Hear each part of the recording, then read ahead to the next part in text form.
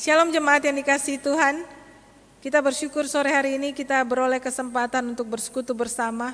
Walaupun di rumah masing-masing, saya percaya saudara sekalian diberkati dan diberikan sukacita oleh Tuhan. Karena itu sebelum kita bersama-sama memuji meninggikan nama Tuhan, kita bersatu dalam doa. Bapa dalam surga, kami bersyukur kepada Engkau Tuhan. Sore hari ini kami bisa bersekutu bersama-sama, memuji meninggikan nama Tuhan dan juga belajar kebenaran firman Tuhan. Karena itu kiranya Engkau sendiri yang hadir tengah-tengah persekutuan kami. Kau berkati setiap anak-anak-Mu yang bersekutu di rumah masing-masing. Supaya tengah-tengah persekutuan ini mereka diberikan kekuatan yang baru oleh Tuhan. Dalam nama Tuhan Yesus kami berdoa. Amin. Saudara, setiap waktu dalam hidup kita itu adalah anugerah Tuhan. Sekarang maukah kita memakai anugerah Tuhan itu untuk memuliakan Tuhan, untuk melayani Dia hari demi hari. Mari kita naikkan pujian ini.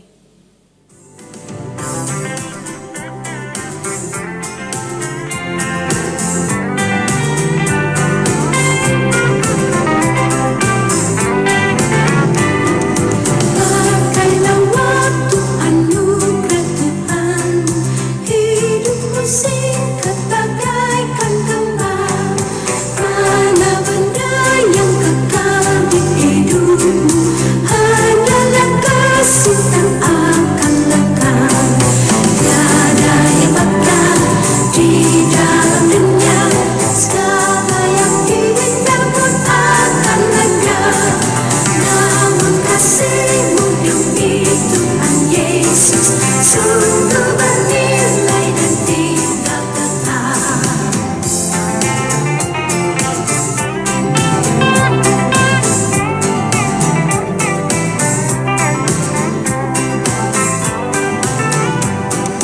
Jangan menyia-nyiakan waktumu, hibur dan tolonglah yang berkeluh.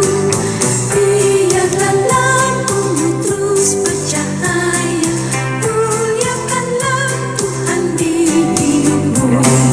Tiada yang bakal di dalam dunia, segala yang indah pun akan lenyap. Namun kasih-Mu demi Tuhan Yesus sungguh bernilai dan tinggal tetap.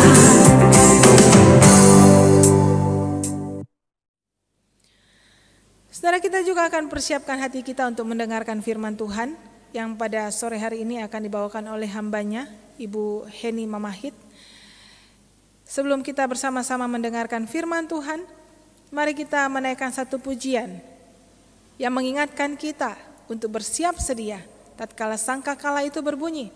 Yesus datang untuk menjemput setiap kita, orang-orang yang setia kepadanya.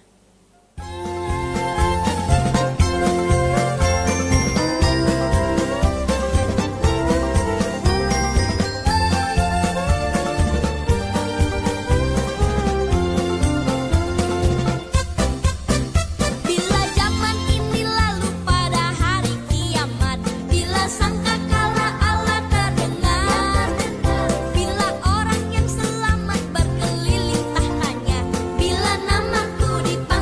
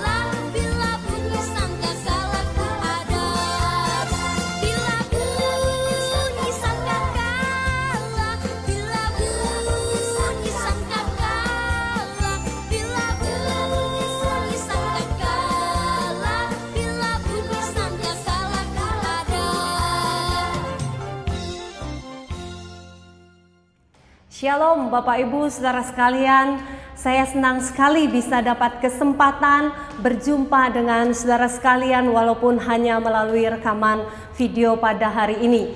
Kita akan bersama-sama mendengarkan firman Tuhan, menggumulkannya di hadapan Tuhan. Sebelumnya mari kita berdoa. Bapa di dalam surga, kami sungguh bersyukur hari ini kami dapat kesempatan yang terbaik untuk duduk diam di hadapan-Mu, mendengarkan firman-Mu. Kami berdoa, berkatilah waktu ini, nyatakanlah suara kebenaran firman-Mu ya Tuhan, supaya melaluinya iman kami kembali diteguhkan. Berkati hamba-Mu, berkati jemaat sekalian. Dalam nama Yesus kami mengucap syukur dan berdoa. Haleluya. Amin. Saudara, mari kita sama-sama membuka satu bagian firman Tuhan dari kitab Wahyu pasal yang ke-22. Kitab terakhir dari Alkitab kita, Wahyu pasal yang ke-22. Kita akan membaca 3 ayat saja dari pasal 22 ini, yaitu pasal 22 ayat 7, ayat 12 dan ayat yang ke-20. Firman Tuhan berkata demikian, Wahyu 22 ayat 7, sesungguhnya aku datang segera. Wahyu pasal 22 ayat yang ke-12 berkata, sesungguhnya aku datang segera dan aku membawa upahku untuk membalaskan kepada setiap orang menurut perbuatannya. Ayat yang ke-20 dari pasal yang sama, ia yang memberi kesaksian tentang semuanya ini berfirman, ya, aku datang segera. Amin. Datanglah Tuhan Yesus. Hari ini kita merenungkan satu tema, His coming soon. Dia datang segera. Saudara yang dikasihi Tuhan, berbicara tentang kedatangan Yesus ke tengah-tengah dunia ini ada 2 kali. Yang pertama saat dia berinkarnasi menjadi manusia demi misi penyelamatan manusia yang berdosa. Dia lahir di tengah-tengah dunia ini sebagai manusia. Dia kemudian besar, lalu usia yang ke-33 dia mati di atas kayu salib. Pada hari yang ketiga dia bangkit dan kemudian dia naik ke surga. Saudara, setelah kenaikan Yesus ke surga, kita berada di dalam masa penantian kedatangan Yesus yang kedua kalinya. Kita tidak tahu kapan itu ada dan terjadi, tetapi kita percaya itu pasti terjadi. Saudara yang dikasihi Tuhan, berbicara tentang His coming soon, dia akan datang segera. Tanda-tanda akan kedatangannya sudah sangat nyata. Saudara bisa melihat, saudara bisa merasakan, saudara bisa menyaksikannya. Matius pasal yang ke-24 ayat 6 sampai 8 dikatakan ada perang yang terjadi, ada gempa bumi, ada kelaparan. Saudara, tanda-tanda ini menunjukkan bahwa Yesus pasti akan datang kembali. Saudara yang dikasihi Tuhan, sekali lagi Anthony Hoekema itu berkata, tanda-tanda zaman yang saudara dan saya saksikan adalah untuk meyakinkan kita bahwa Kristus pasti akan datang kembali, tetapi bukan menjadi bahan untuk membuat perhitungan tentang hari atau saat tersebut itu tiba. Saudara yang dikasihi Tuhan, ketika kita meyakini Yesus akan datang segera, apa yang kemudian harusnya kita persiapkan dalam hidup kita? Apa yang muncul sebagai respon kita kepada Tuhan yang akan datang kepada kita untuk kedua kalinya? Yang pertama adalah berbicara tentang respon hope atau pengharapan atau harapan. Saudara yang dikasihi Tuhan, sebelum Yesus datang kedua kali, firman Tuhan di dalam 2 Timotius pasal 3 ayat 1 itu berkata begini, saudara. Ketahuilah bahwa pada hari-hari terakhir akan datang masa-masa yang sukar. Bukankah saudara, bukankah saya dan saudara sedang dan mengalami yang namanya masa-masa tersebut? Masa-masa yang sukar, yang di luar dari kendali kita. Saudara yang dikasihi Tuhan, masa-masa pandemi itu adalah masa-masa yang sulit untuk saya dan saudara hari-hari ini, bukan? Masa-masa yang kita tidak tahu kapan akhirnya. Masa-masa yang membuat kita gentar di hadapan Tuhan. Menjalani masa-masa sulit. Tidak bisa berelasi dengan orang-orang di sekitar. Harus mengalami yang namanya keterhilangan. Harus mengalami yang namanya kekhawatiran tingkat tinggi, saudara. Kenapa? Karena kita tidak tahu kapan ini berakhir. Usaha-usaha yang dilakukan pun kita tidak tahu sejauh mana bisa menghasilkan sesuatu. Sehingga virus corona itu bisa kemudian gone, pergi dari kehidupan kita. Bukankah kita juga sedang menghadapi masa-masa yang berat? Di sekeliling kita terjadi banyak bencana alam, kelaparan, kemiskinan, saudara. Yang membuat orang-orang itu berteriak cry help di hadapan Tuhan. Belum lagi saudara, kehidupan rumah tangga yang kemudian seringkali menimbulkan percecokan dan berakhir dengan perceraian. Kejahatan merajalela, saudara, bahkan kehidupan amoral LGBT menjadi musuh dari orang percaya hari ini. Saudara yang dikasihi Tuhan, bagaimana respon saya dan saudara menghadapi setiap masa-masa sukar itu di dalam hidup kita? Mungkin engkau berkata, Tuhan, aku tidak mampu. Bagaimana mungkin Tuhan aku berhadapan dengan situasi sulit ini? Income perusahaanku itu terus turun, bahkan terancam bangkrut. Aku tidak tahu bagaimana masa depan anak-anakku menghadapi hidup hari ini. Saudara, saya mau katakan, setiap orang yang percaya kepada Yesus yang telah mati di atas kayu salib tidak boleh menyerah. Tidak boleh menyerah dan jangan pernah menyerah. Kenapa? Karena Yesus yang mati di atas kayu salib itulah yang memberikan pengharapan penuh sejati kepada saya dan saudara.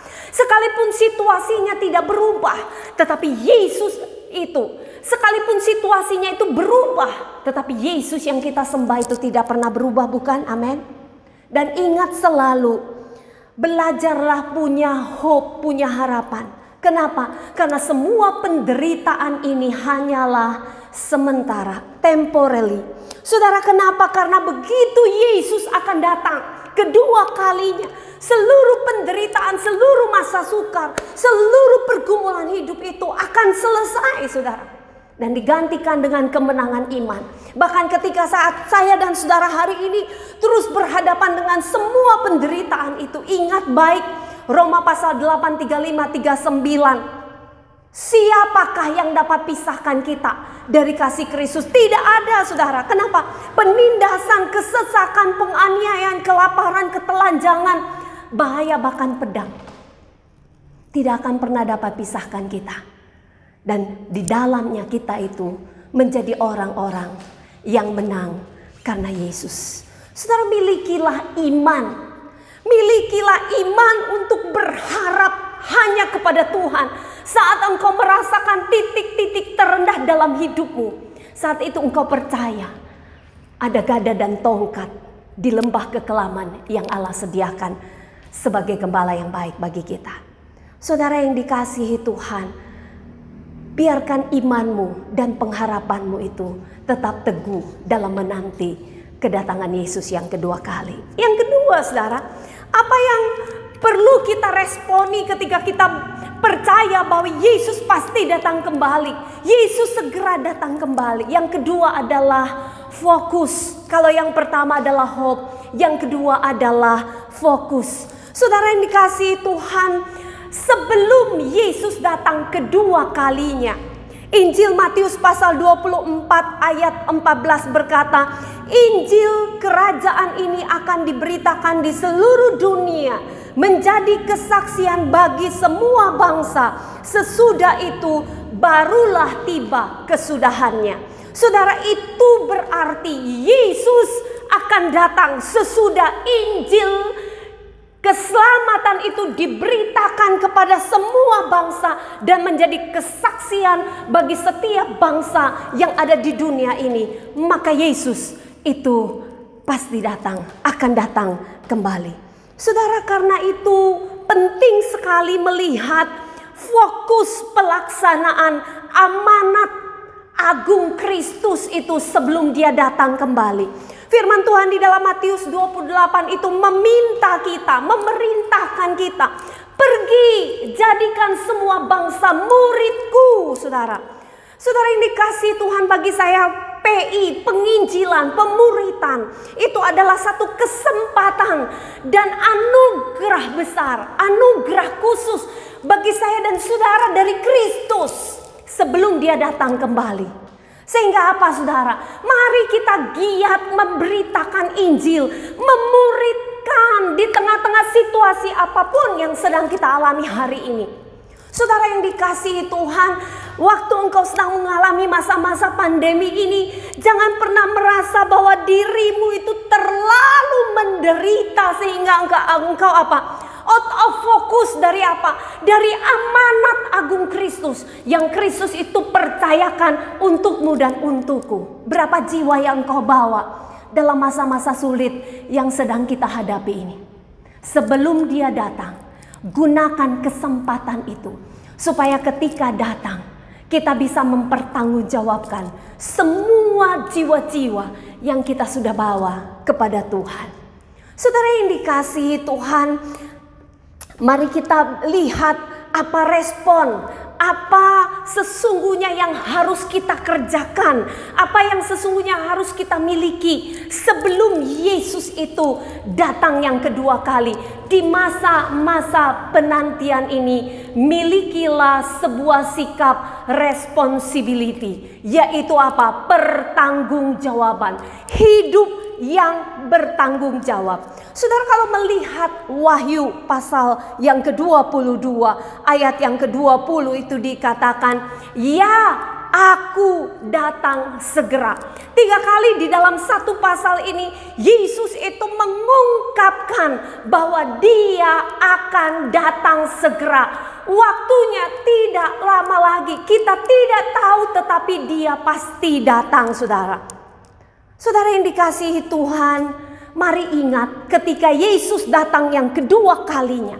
Sekali lagi, waktu kelak Yesus datang kedua kalinya, Yesus datang bukan lagi sebagai bayi yang dibungkus dengan lampin, terbaring di dalam palungan, sebagai bayi lemah yang seakan-akan tidak berdaya. Tetapi ingat baik, saudara, Yesus datang yang kedua kalinya.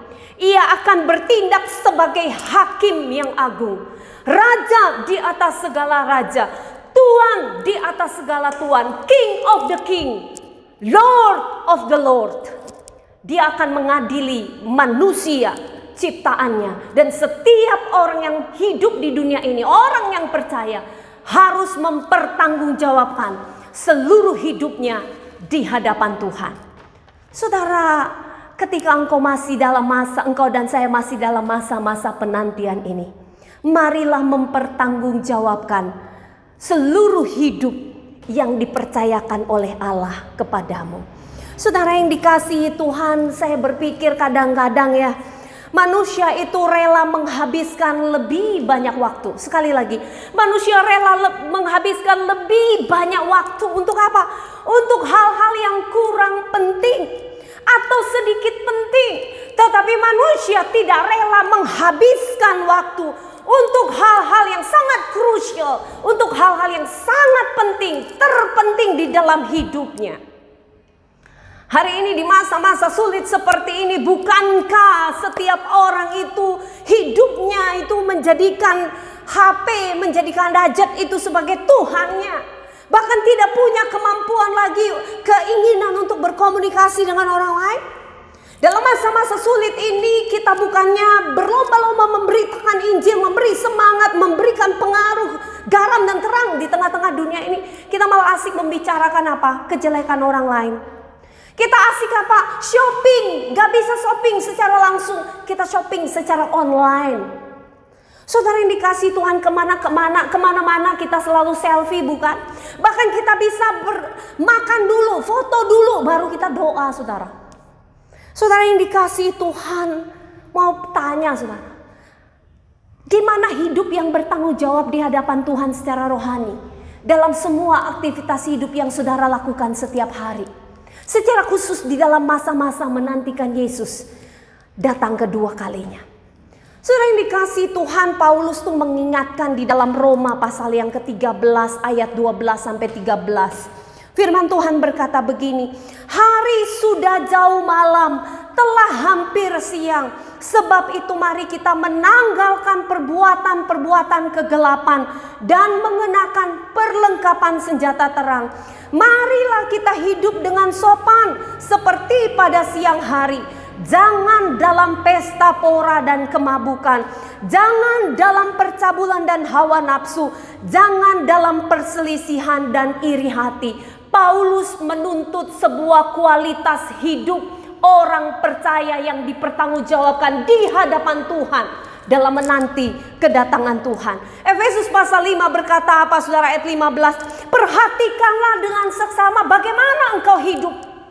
Jangan seperti orang bebal, tetapi seperti orang arif. Dan pergunakanlah waktu-waktu yang ada, karena hari ini adalah jahat.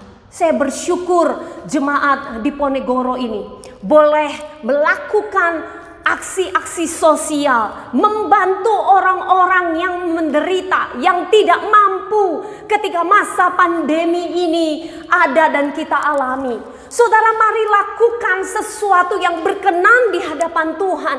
Mari memiliki moral, mari memiliki karakter, dan nyatakan Injil kepada dunia ini, karena dunia ini membutuhkan Yesus. Tidak ada jalan keluar selain Injil Yesus itu yang akan membawa seseorang itu kuat dan mampu bertahan sampai Yesus datang kedua kalinya. Akhirnya saudara, He's coming soon. Dia akan datang segera. Hiduplah seolah-olah, sekali lagi hiduplah seolah-olah Kristus baru mati kemarin. Bangkit pagi ini dan akan datang besok. Sekali lagi, hiduplah seolah-olah Kristus mati kemarin, baru mati kemarin. Bangkit pagi ini dan akan datang besok. Maka hidupmu akan penuh faith, hope, responsibility, dan engkau akan bersyukur kepada Tuhan. Engkau diberikan apa? Satu fokus hidup. Beritakan Injil sebelum akhirnya tiba Yesus datang kedua kalinya. Tuhan Yesus memberkati kita sekalian. Mari kita berdoa. Ya Tuhan, terima kasih karena mata rohani kami sedang tertuju kepada Engkau yang sedang duduk di sebelah kanan Allah Bapa, yang kelak akan datang, pasti datang, segera datang kembali untuk meminta pertanggungjawabkan setiap kami orang-orang yang percaya kepada Tuhan. Bapa di dalam surga, mampukan kami tetap tidak menyerah dengan hidup ini. Kami punya hope, kami punya fokus, dan kami punya responsibility yang tepat di hadapan Tuhan. Sehingga ketika Engkau datang, Engkau sedang mendapati kami sebagai orang-orang yang setia kepada Tuhan. Sebagai pribadi-pribadi yang terus menyalakan pelitanya, menanti dengan siap akan kedatangan Yesus yang kedua kali. Terima kasih Tuhan untuk firman-Mu. Terima kasih untuk kehadiran-Mu. Dalam nama Yesus kami mengucap syukur dan berdoa. Haleluya. Amin.